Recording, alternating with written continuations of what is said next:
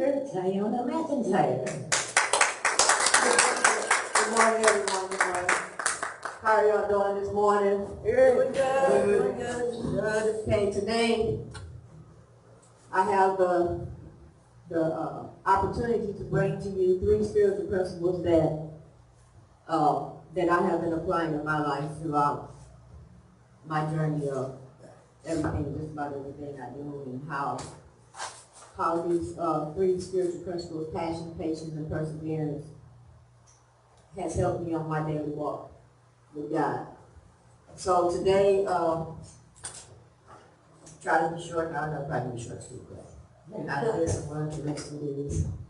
So as we go through, talk about passion, and one of my biggest things that on my journey in the Fellowship of Recovery,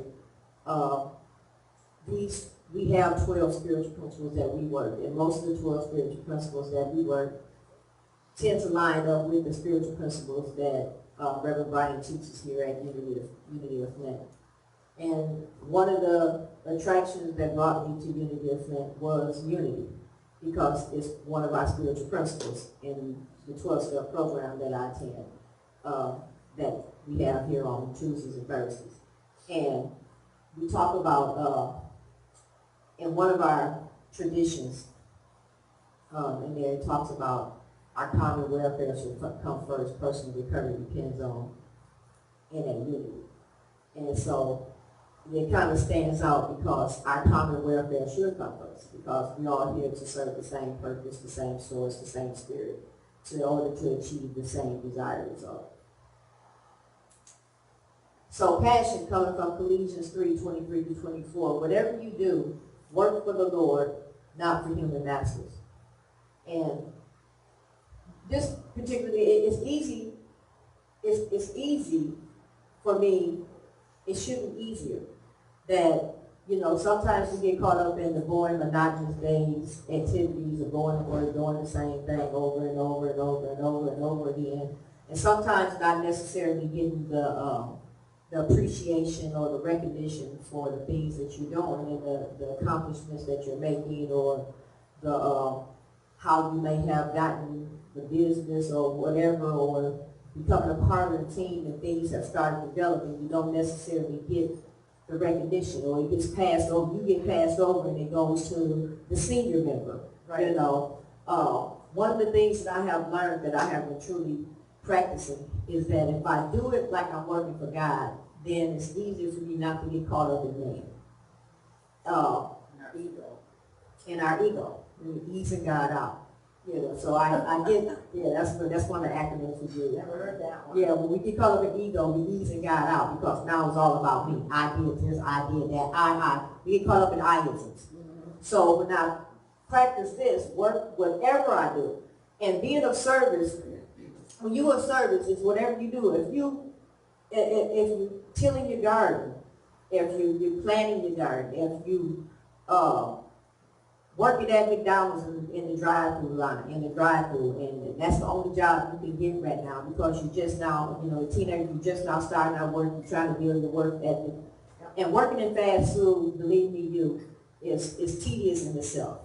Been there, did that, done that. I remember when I started working at McDonald's, it was $4.25 an hour.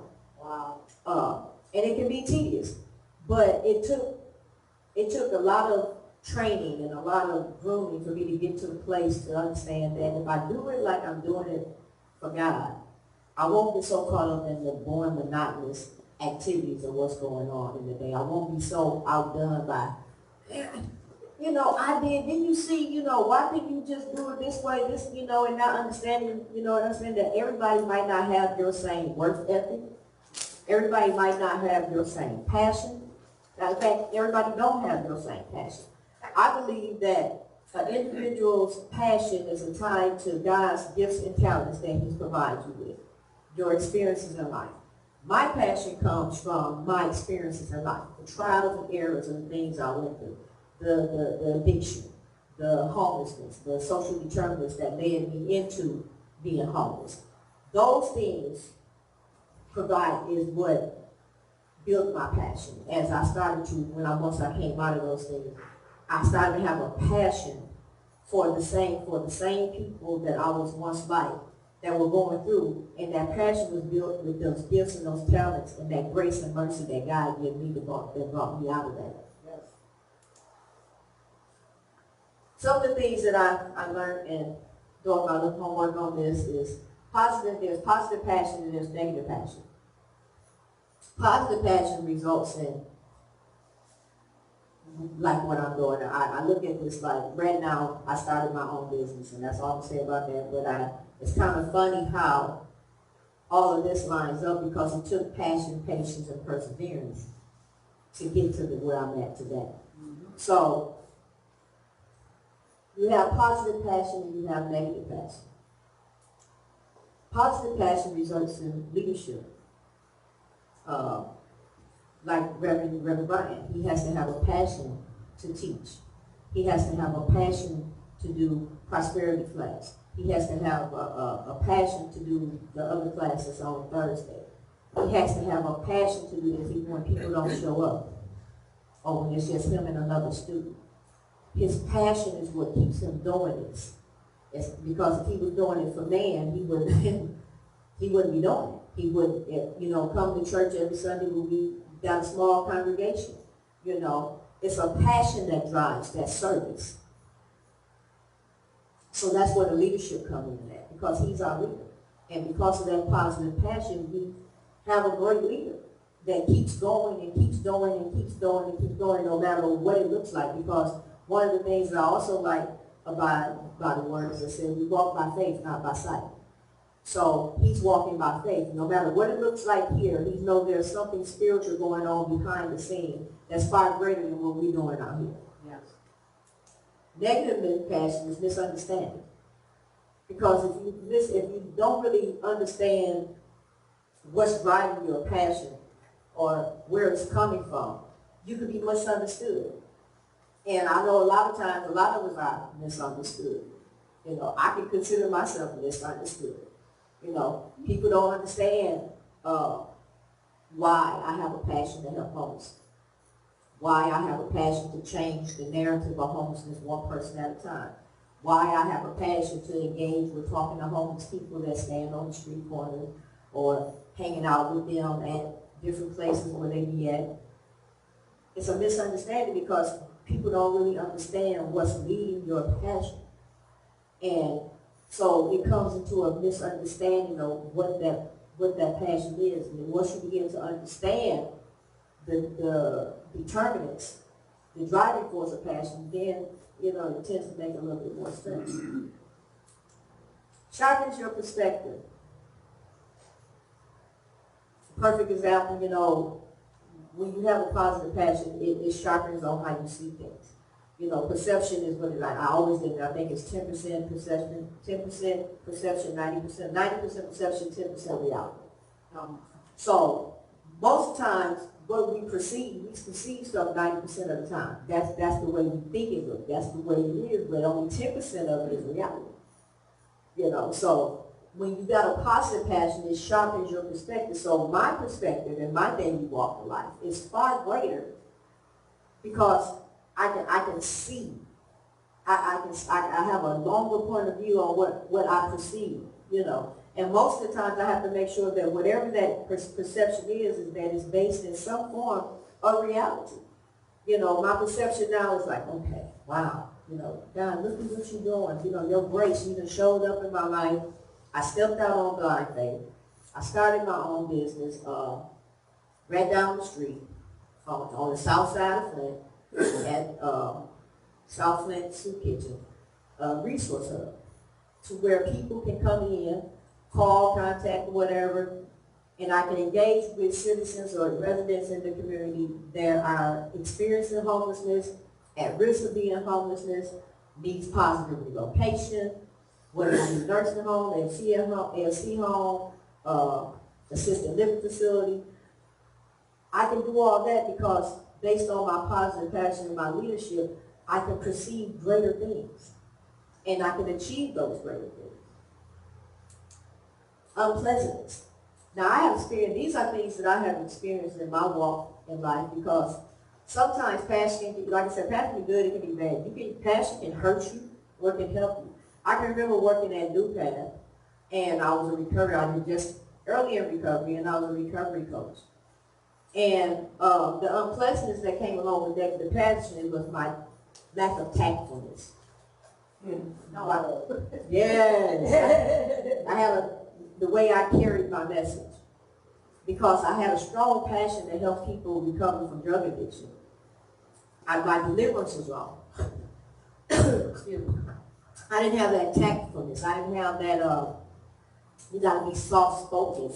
You gotta be a soft edge. You can't just, you don't have to do this, that, and the other, and you don't have to, and and all that, and it became really unpleasant, and it caused me some problems because a lot of people felt like I intimidated them.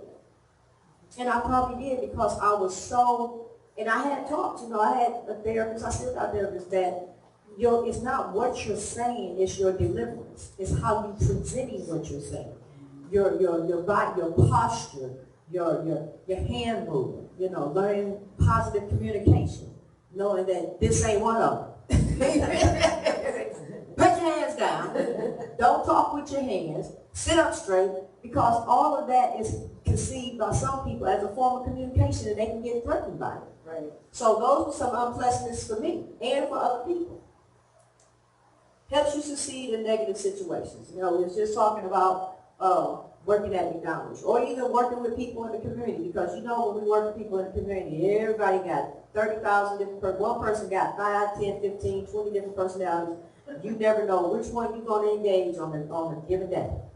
You might walk up to one person, and the same person one day, and say, hey, how you doing? And walk to the same person the next day and say, hey, how you doing? And they cut you straight out.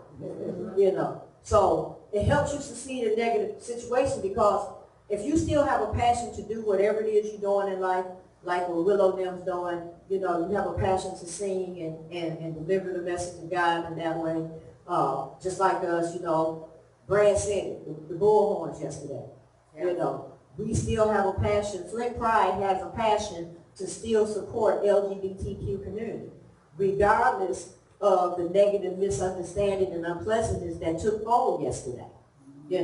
They was there last year doing the same thing. We ran them away last year, we got our flags and pulled them up, and so couldn't nobody see them, so eventually they wandered on down the way. Yesterday they did the same thing. And one of the good things of it is that what I'm learning here, and I shared it with one of the Flint Pride guys, because he was finna get bored, he was finna get taken. He was finna get all up in the guy's face.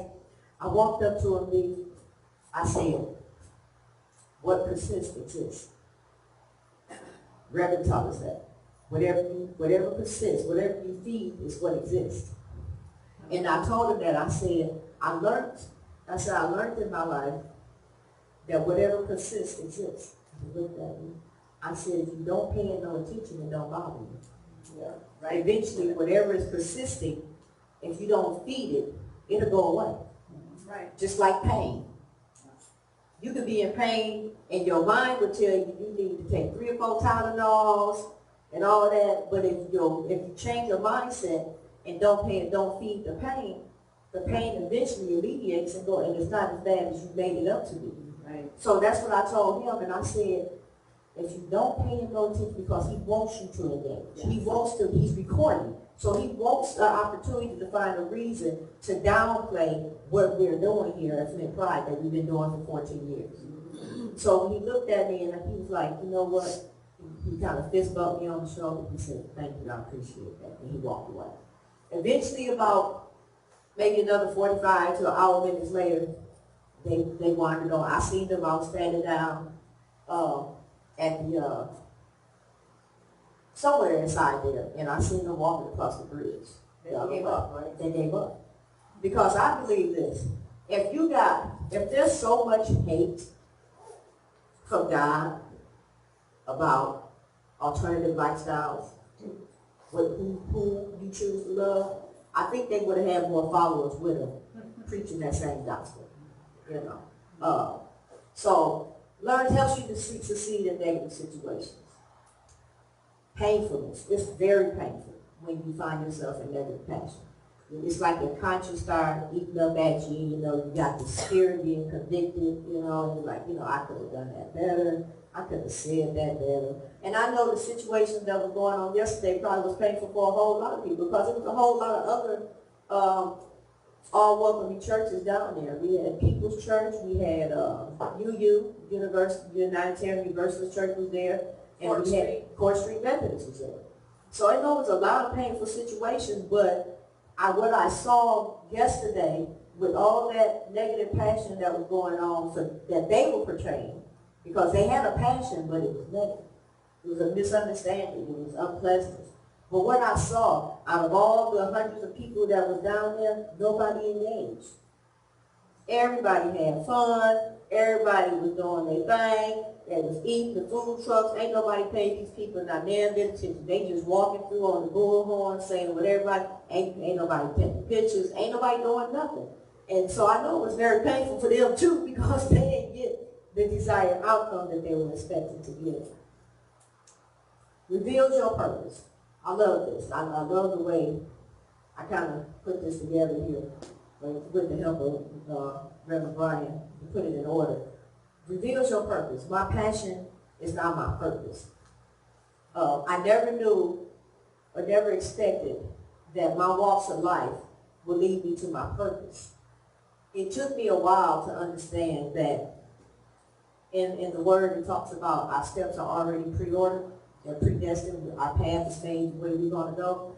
And I follow that because in Ecclesiastes 3:1, it says that there's a time and a season for every new thing under the sun. So if there's a time and a place for everything, I truly have to believe spiritually that it was a time and a place for me to go through that 10-year addiction.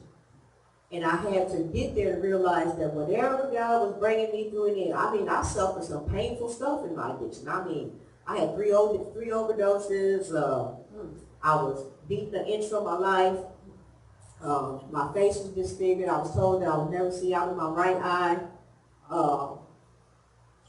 There's a little bit, you have to look real hard to see the little crookedness when I talk, where my mouth goes. But I was never supposed to utilize the right side of my face. That's just how bad I was beaten. And I can say I OD'd 3 times in my addiction. And all those near-death experiences, it just, for a minute I was real angry because I didn't understand how did I become addicted? Why did I have to become an addict? I don't understand that. I didn't understand, why. I didn't understand the whys and the reasons. And sometimes I find that when you can't find an answer to most things in life, most things in life that you can't find an answer to has to do with God. We can answer man's questions. We have answers for those. But we really don't have the answers for why God does what he does. Because it's all to serve a greater purpose. And I had to get to an understanding and to a place that whatever I was going through didn't have nothing to do with me. It happened to me, but it really didn't have nothing to do with me. It was for a greater purpose, a greater good. I truly believe that God didn't clean me up for myself. I don't think he cleaned none of us up for ourselves. We might sit rest on our laurels and look what I did. Look what I did. I did this. I came out of my addiction. I did this. No, you didn't. No, you didn't. I got up this morning. No, you didn't. No, you didn't. God woke you up this morning. Yeah. God helped you while you slept last night. There's nothing in this world that I can necessarily do by myself without God's guidance, without God's help. So my purpose now is to help other individuals achieve the same freedoms that I have. To take all my pain, all my unpleasantness, all my misunderstandings, and apply them into all those different things on the left side of your page. To help people understand that you don't have to live in an abandoned house. You or your children. That you deserve affordable, sustainable housing. That you deserve to be talked to with respect. Looked at with respect. Not demeaned. Not belittled. Not be judged. Because you have a situation or you're facing some type of social determinant in life that has caused you to where you can't afford your housing. You don't have nowhere to go. And nobody understands you. And I truly believe the best way for a person to help somebody that's going through those things is that you have to go through those things yourself. Of course. I can, we can go to college and become social workers and learn how to, talk about homelessness. But until you lived it, there's nothing for you. You can't go to a person and say, I understand. No, you don't. Right. When was the last time you slept in an abandoned house with your children? I've been there. I have slept in an abandoned house with my child. That's how I know how it feels to sleep in an abandoned house with your child. And it was only by God's grace that the police in that time didn't report me because I had some friends on the force, but also had God's grace. Because I could have lost my child to CPS. Yeah. But God's grace and mercy allowed one police officer to come through when he got ready to change shifts, because the other police officer that was on was just a tyrant. He locked up now too. I found out a whole lot of stuff that we already knew. But anyway, even in my addiction, we knew he wasn't a good cop. But this particular officer, when he got ready to change over from third shift to go to fourth shift, he would come by the abandoned house and flash his flashlight, letting me know that it was time for me to come out the house. And me and my oldest son, because my oldest son never would leave me. He didn't, I don't know, he was 13 at the time. Sat on do you know how painful it is and unpleasant it is to sit on the corner, to sit on the curb across the street in Fifth Ward with your 13-year-old son wrapped in a blanket? Oh. I don't know. Yeah. Very unpleasant and hurtful. But now that same 13-year-old son, who's now 42, is living with me. I just talked to him this morning, and our relationship has gotten so much better and so much stronger. Even though at the time, like I told you, it was 3 years before we had even talked, because of some things he was going through. But I had to understand that some of my stuff was responsible for his stuff. So. In this scripture here, when the ladder in Genesis 11, it says the ladder symbolized the relation between the inner spiritual realm and the outer spiritual realm of manifestation, fieldwork studies. What that means to me is that whatever I produce on the inside will show up on the outside. That's the inner spiritual realm. And my outside is the outer plane. So it's not an outside job. A lot of times you can go around and you can dress yourself up and look like, put all the cologne on and still be, they got the saying, I was a dressed up garbage can. Because it was garbage on the inside and all the outside of it had decorations on it. It had a nice lid with a handle and all this stuff. You could push it and roll it and all that stuff, probably tilted to the side. And then when you open up, it is just stank. Because you hadn't done anything on the inside. You got to clean the inside. We have to clean the inside. Even in my walk, in my recovery process, it tells us that. That's why I said this is just so important, because recovery teaches me that it's an inside job. Yes, it is. In order for me to get better on the outside, I have to work on the inside. I have to work on all the spiritual maladies that led me to where I was in order to get better, a better outcome. So now, I'm just dressed up. There's no garbage inside of me. I consider myself traveling a very spiritual journey. Doesn't make me more spiritual. Because on any given day, I might cut somebody out in the spiritual realm. I got an auntie that does it quite, that talked as an ordained minister, she have her name, but it's just so funny how she do it, because sometimes I have to call her Aunt Nadia because she acts just like Nadia sometimes. I swear. If you ever heard her talk, you would really think that she's a reversion. But you're not, just because we're walking a spiritual path doesn't make us more spiritual. It just means that we're aligning our will with what God's will, and we're doing what's right according to his will. Because that's all he asks us to do. Do as I did.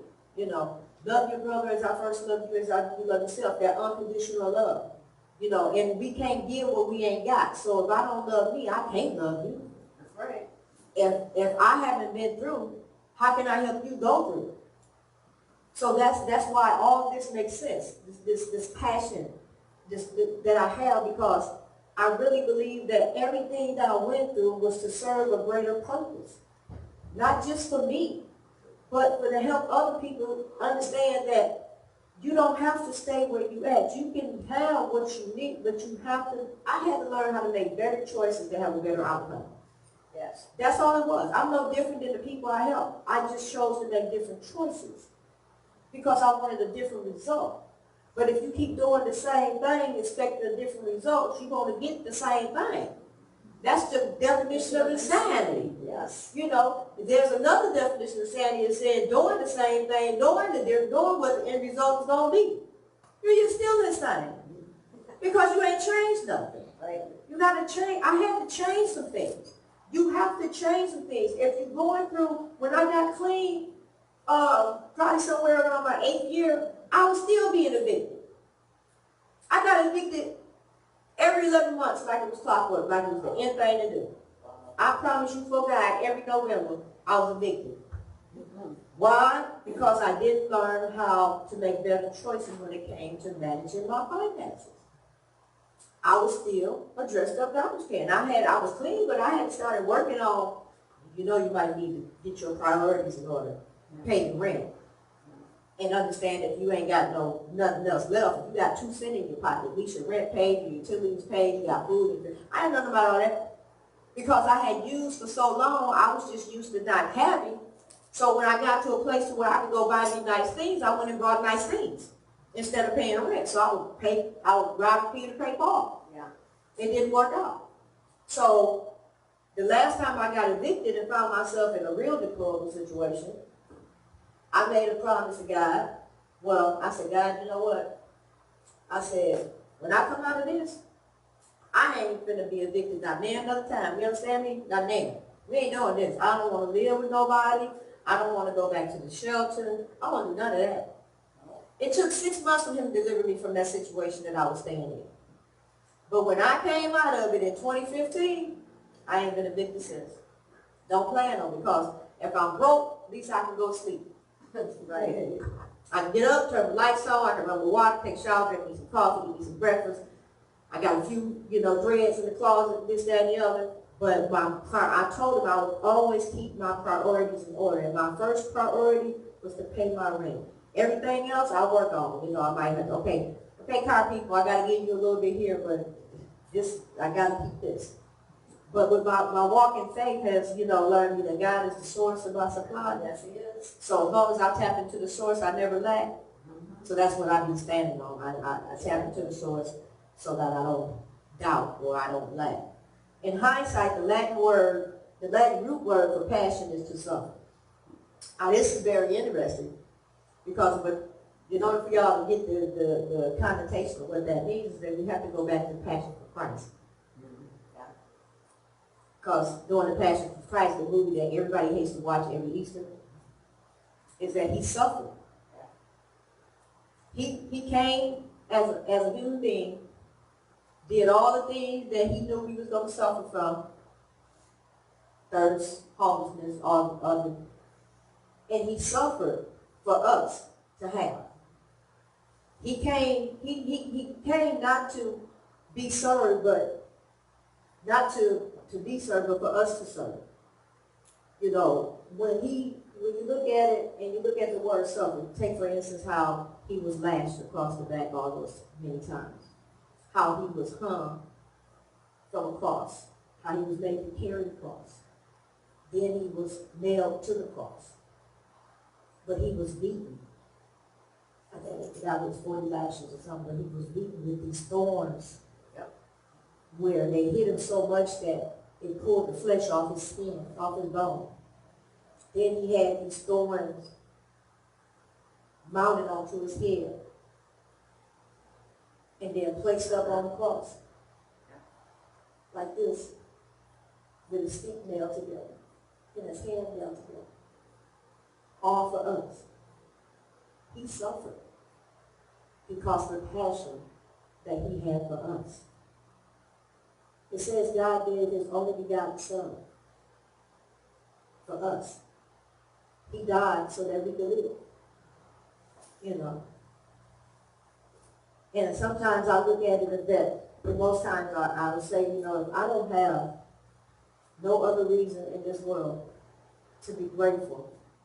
I can just take a reflection back on what he went through for us and realize that nothing of what I go through compares to anything that he suffered for us. We ain't nailed to no cross. We ain't got no thorns in our head. Ain't nobody whooping us across the back with whatever that was that they was whipping him across the back with, they was pulling skins off his bone. We ain't going through that. The majority, I don't know if I can say that word. The majority of that four-letter word, yeah, I'm going to say it this way first. The majority of our hell is self-made. Yes. We create our own worst nightmares. Mm-hmm. Life is only as bad as you make it. You choose to have a good life. If you choose different things in life, it's based on choices. I don't wake up every morning choosing to be miserable. I don't wake up every morning choosing to be broke. If you wake up making a choice to be broke, I just got a funny feeling you're going to be broke. Yeah. Because based on your choices, you're not going to do anything to get no money. Oh, I just choose to be broke today. I'm just going to sit here and drink some coffee and watch the news. That's your choice. You know? So it's all about choices. Patience. One thing about patience is another spiritual principle it talks about is the capacity to accept and tolerate delay, trouble, or suffering without getting angry or upset. Now, how many of us can do that? Yeah. How many of us can be patient when God says, not yet? Yeah. Or maybe, because he never says no. It's yes, maybe, or not yet. And you say not yet. And you go back and you pray and you meditate, you pray and you meditate, and you go back and you say, no, not yet. Yeah, keep going. Keep going. I'm not ready for you yet. Nope, not yet. And we have to accept or tolerate delay, trouble, or suffering without getting angry or upset. And it's kind of hard. It's kind of hard. One of the other things I like, it was this, I think that was going back to my last one. These two scriptures I got here. So, I have to be able to accept. I had a spiritual advisor in Saginaw that talks about, and she has it on her answering machine, and they call it acceptance is key. And when I got clean and sober, clean and serene, I put it on my book. So on my literature it says acceptance is key. And I never understood why she always said acceptance is key. Think, you know, you have to learn stuff. So I asked her, I said, why did you say that? And she broke it down to me. She said, look here. It's two things, it's like the three things you can do with acceptance. Or two. You can accept it and deal with it. Or you can accept it and don't deal with it. But at the end of the day, you have to accept it. Now, the choice comes is that if you choose to deal with it, you might have a better outcome. If you choose not to deal with it, you might not have such a better outcome. But the choice is yours. So acceptance is key. Remaining calm during patience. We always have to, you know, remaining calm. It's not an easy state for us to be in when we have to just, life just happened yet, Lord. I prayed, I'm tired and supplications. Oh Lord, I just don't know. You start to worry and you start to worry. And I just don't know how to remain calm. I believe that the best way to remain calm is to walk by faith, not by sight. Yeah. Truly believing that whatever you're trying to manifest and unfold is going to come in due season. And that goes is what it says here when I picked up Galatians 6:9. It says, let us not be weary in well-doing, for in due season we shall reap if we faint not. The term due season can imply time, the right time, or the limited time. In this verse, it's conditional on planting and continue to do what's right to reap well. It's got to remain calm. Because sometimes if we get all frantic and stuff, we might miss the blessing anyway. Yeah. And acceptance. I think a lot of things in life has to do with acceptance. Because you have to release control. Because we can't change the way things going, you know. And contrary to popular opinion, you know, the first debate. Accept that. Woo! Yep. We have to accept that, you know, we might not have the desired result when it comes to electing a new president. Oh. You know, oh boy, you know, that's a conversation we had elsewhere. But acceptance, you know, there's a lot of things in life that we just can't fix, we can't change, we can't alter, we can't tweak, we can't do nothing with it, but accept it. Yep. Bottom line, no matter what it looks like, you have to accept it. And I think with acceptance, when you accept things, sometimes you just have to accept things just where they are when you can't do nothing with it. I think you would have you won't have to take so many blood pressure pills. You know, you won't have to have all these stress tests. You know, your sugar don't go up because you're eating all this sweets and stuff because you're trying to get this stuff going on. If you just accept the things as they is, just the way they is. Taking hardship as a pathway to peace. Knowing that I'll be happy in this life and supremely happy in the next. And acceptance. Tolerance. Now we know tolerance is real bad because I'm quite sure that everybody in here that's on this spiritual journey can get behind that driver that's on his phone and lose all types of tolerance. I mean, I have seen drivers, I'm thinking, you know they got these commercials out where they got the insurance commercial where they're showing the people that's doing this. Don't do what Todd doing, just driving all crazy, lady sitting at the light just looking. And don't do that. And don't do that, and you just get this one that's doing this or playing the game on the phone. We get people, I have been in traffic, and when I tell you I have seen some things happen, and I truly believe that it's by God's grace that I don't get interact or sideswiped by none of these things, because I've seen cars do this, turn here, you know, you gotta stop here, you know, and you be like, and I'll be in the car, and I have to tell you, I'll be like, where did y'all get your license from? Jesus, that's not way. Can you just turn the corner? Why you gotta do all this brake, stop, brake, turn, then brake again? What is that? They didn't teach y'all to drive like that. You're not all that out of money. ain't nothing remaining calm with that right there because you're driving. And I think my thing about driving is I have never had an accident since I've been driving. I've been driving since I was 16. Never had an accident. And I don't like accidents. They bring out a side of me, and I don't know why, but I don't like accidents because I feel like if it's your fault, then I'm mad because you tore up my car, and now I want to fight. So, but I understand that in driving, it talks about that you have to drive for the 5 cars in front of you. Yep. So that's what I do. I drive for the 5 cars in front of me. I ain't got time for the phone because y'all don't know how to drive, and I don't want y'all to tear up my car. Patience is easier to obtain if the end results benefit you. Now, who can tell me what that means? Who got a clue as what that's saying right there?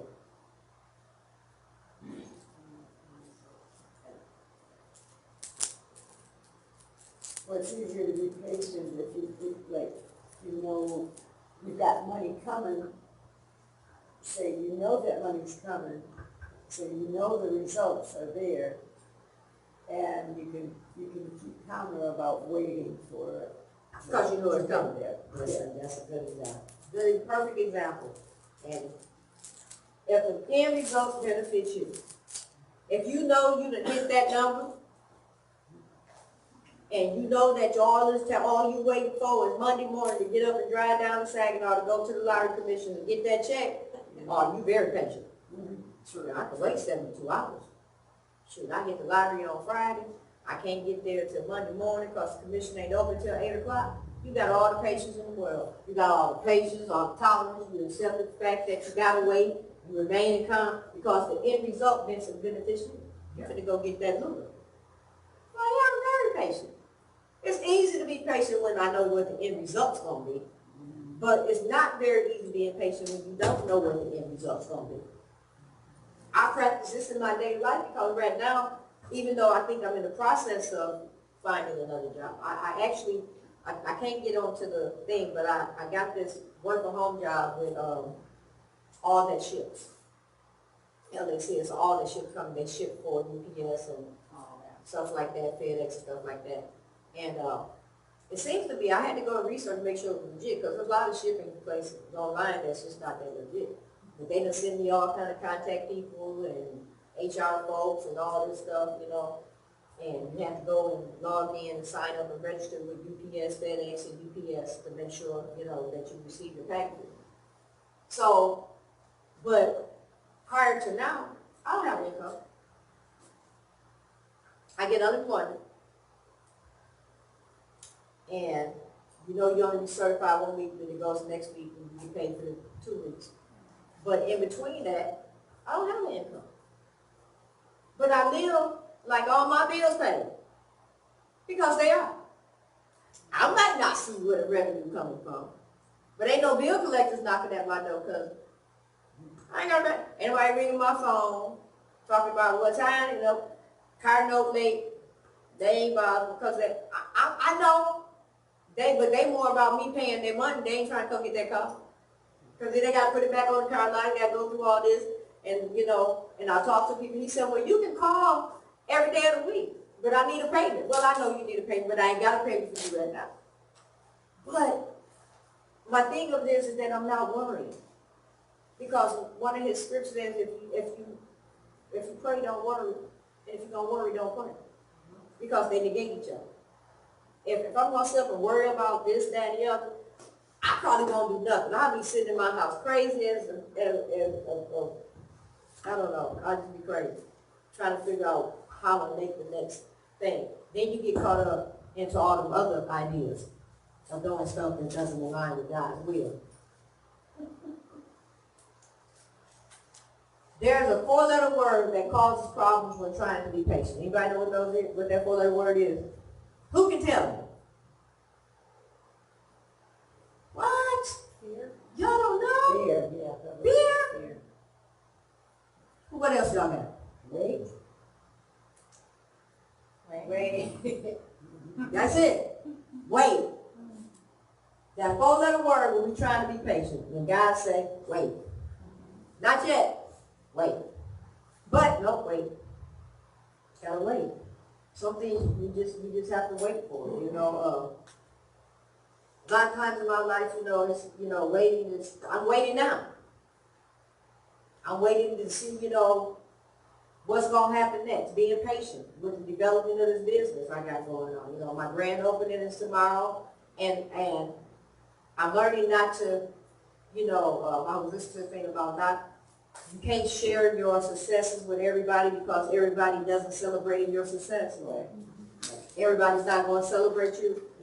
And it was like a 30-minute motivational thing on TikTok, or was it YouTube, about stop telling everybody all your business about what's going on with you every day. Stop putting all that on social media, because you spend more time on social media scrolling, looking for likes and comments and notifications to see what somebody has said about you. If you take just that much energy that you're doing that, you could be able to write a book. You could be able to put more time and energy into what you're trying to accomplish, because your success isn't attached to your likes. I said, oh.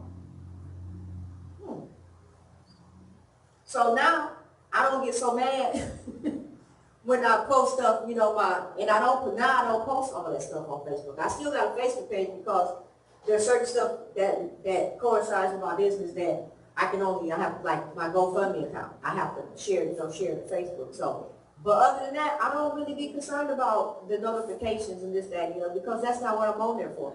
I'm only out there to get out the information and the support that I need to help fund my business. So, like I said, now, you know, I'm waiting, you know, and just trying to see where that's going to go, what that next level going to be. You know, it's got to be, if things are happening in the time frame that they're happening now, I know that it got to be greater later.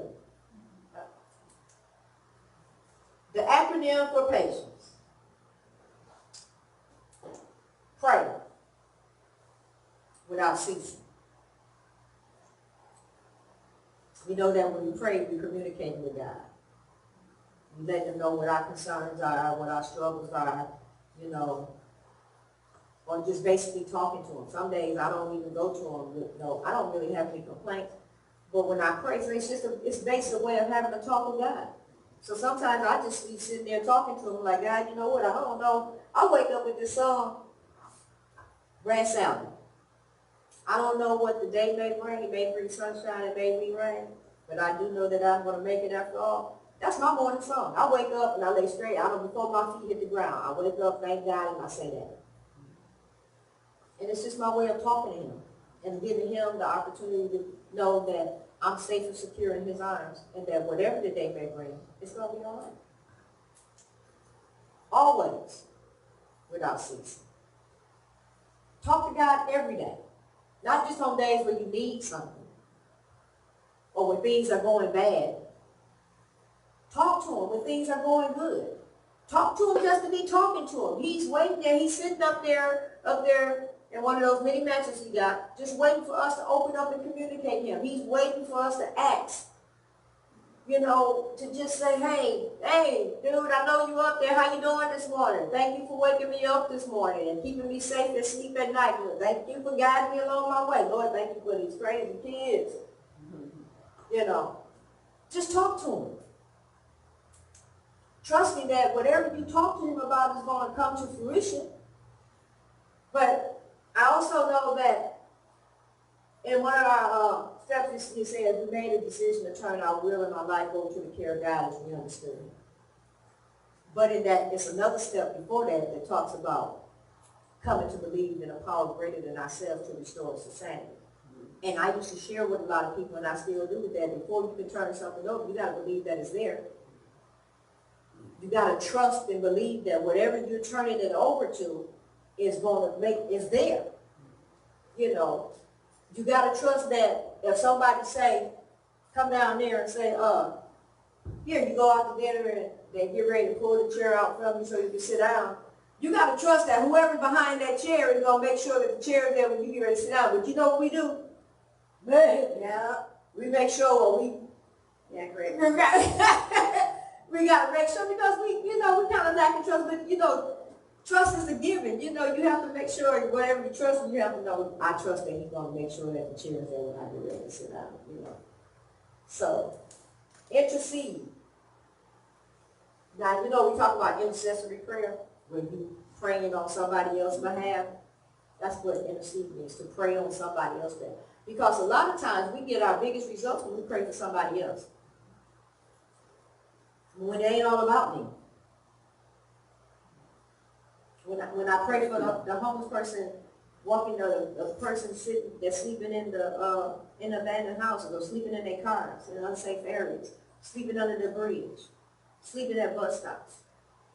When I go by a real bad accident and I see the cars mangling, I just say, Lord, I just pray that person is all right. And only I say, that just don't look good. I pray for their family. I don't know these people. Right. But you ain't got to know. God didn't know everybody he prayed for, but he prayed anyway. He knew nothing about the woman that bled for 12 years.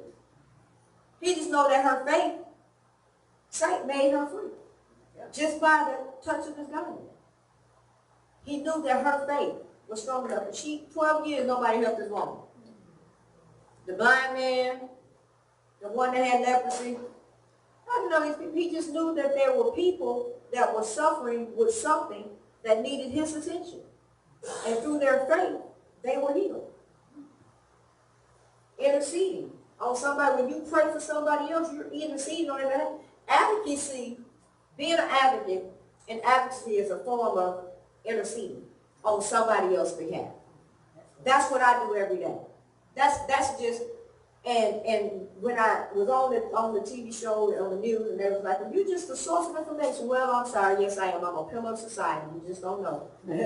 Sometimes I don't want to say movement. You might find out a whole lot about Tyonna. Because all Tyonna has been doing since God cleaned her up is advocating for everybody else. Those who don't have a voice, those who don't know exactly what to say, those who have a voice but ain't nobody listening to them. That's what God has given me to do every day. And that's what I do every day. Intercede on somebody else's behalf. Expecting. Most times when I do this, I can expect things from God because when you pray, you do expect something from God. You expect for him to deliver his promises. You know, because one of them, he said, you know, what is it, I forgot how it goes. But God came so that we can have life more abundantly. He don't want us to be poor. And it don't necessarily mean in riches or finances, but prosperity teaches us to be prosperous and successful in any other area of our life. Not based on what our bank account, there ain't nothing in my bank account. But I'm still successful. Prosperous. I'm still prosperous. You know, like I said, my car doesn't do, I'm still successful. In recovery, and I have to say my recovery has a lot to do with my walk in life and my journey with faith and all that, because I grew up under that guy. We grew up that was punishing, brimstones, fire, and hell, and stuff, and all that stuff. You can't kiss a boy and all that, and just you're gonna get pregnant. And you know, I came up under that type of God, and I had to get a God of my own understanding that was more loving, kind, caring, considerate, compassionate, understanding, unconditional, all those things that I work every day in my life. When I say the spiritual principles of God, because everything that we're taught there comes from a bigger book. It's just given to us in a way that we, people like me, can understand it and apply it in my life. And now my life has come full circle and I got it. I'm getting it. I ain't there yet. I ain't arrived, but I'm getting everything. I'm like, this is really working. Then I'm like, okay, God, you put me in the right place because everything is aligning up. And I expect that whatever my prayer, always and trusting and interceding, that God is going to show up in my life. And when he show up, he's going to wow the socks off of it. Because he's already doing it. You know, I stepped out on faith. I stepped down from my job May 9th. I prayed over the weekend. That Monday morning, I got up and I made a decision to start my own business. He gave me the name, helped me put everything, just started flowing like dominoes. I done had interviews and press releases and all that stuff, and it ain't been a good month yet. It won't be a month. Well, yes, it's been a month, because May 9th, June 9th, yeah, it's been a little over a month. And things are going, and now I got my grand opening coming tomorrow. You know, that's nobody but God. Because before, when I tried to do this thing 3 years ago, it just didn't do nothing. It wasn't time. So I had to wait. Now I'm here. Noteworthy. Noteworthy means just being, I wrote it down about exactly what it is. But just being in position, you know, just knowing that everything is going to be all right. You just gotta, sometimes you just have to move. Just take a deep breath and breathe in and breathe out. And just be like, okay, let's get it.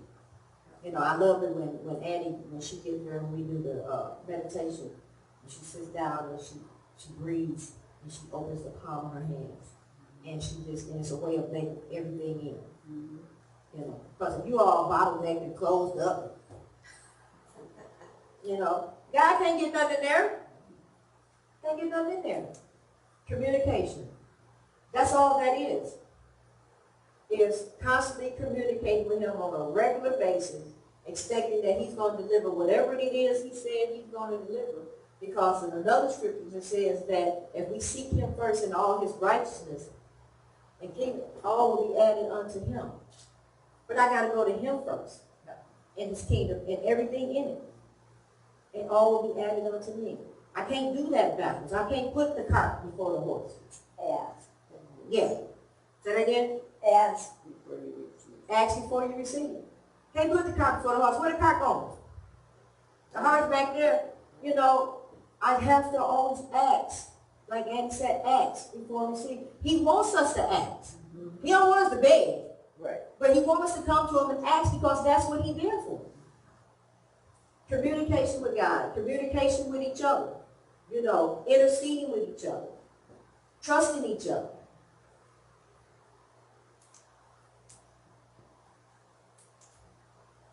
Ephesians 3:12-13 says, therefore, as God's chosen people, holy and dearly loved, clothe yourself with compassion, kindness, humility, gentleness, and patience. as God's chosen people. I had to wrap this up. I got 10 minutes. As God's chosen people, holy and endued love, clothe yourself with compassion, humility, kindness. All that's in the Bible. Those are just all his principles on how to live life daily. Be like him. God created us in his image. So why can't we strive to be more? We're not going to be him, ever. But why can't we try to be more like him?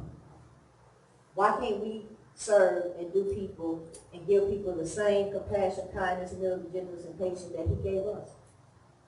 Because all he wants us to do is to treat others as he treats us. Love others as we love ourselves. So if I love me, I'm going to love you. If I'm compassionate about me, I will be compassionate about you. If I'm kind to me, I'm going to be kind to you. But if I don't have anything, then you're going to get exactly what I got. No. It also says patience is love, suffering long, kindness, and is kind. And the final spiritual principle that I have for you today is perseverance. This is something that takes tenacity. It takes you to give all that you got to put into all that you want to receive. That's where I came up, even though both Galatians 6 and 9 goes with what I was talking about before, but it also goes with this. It also goes with this. It says, in due season. But you know, perseverance also goes with this other scripture that says the race don't go to the swift and the strong, but those who endure to the end. It ain't a race. I'm not in competition. But those who endure to, no matter what your day looks like, no matter what you're going through in life, you have to persevere. Hebrews 10:36, you need to persevere so that when you have done the will of God, you receive what he has promised. To persevere, to keep going. Keep doing what he said we need to do. Keep helping others. Sometimes they say, God, turn one cheek, they slap your cheek, turn the other. Most times we don't, it's not literally speaking like that, but the physical type of slapping. But what he's saying is that, from what I understand, is that when you go to someone and you're trying to help them, and they disgruntled, they cuss you out, and everything, and you walk down to them and you try to help them up, and I don't want your help, and push them away, and you stand back and come on, let me do something. And keep on. And it says, have done, and you just keep going back. And eventually, somewhere around about that third time that you go back to them again, they're going to look up and they're going to take your hand. And they're going to let you help them up. But it takes perseverance. Romans 5:3-4. Not only so, but we also glory in our sufferings, because we know that suffering produces perseverance. Perseverance, character, and character, hope. So there's some benefits that come along with perseverance. The late Dr. Martin Luther King, in his "I Have a Dream" speech, and one of the things that I kind of some of his speeches, but one of the biggest things that stick with me, because we still fight for a lot of our freedoms. They give us to him by piecemeal. But he has this quote that says, one day I hope that our people will no longer be judged by the color of their skin, but by the content of their character.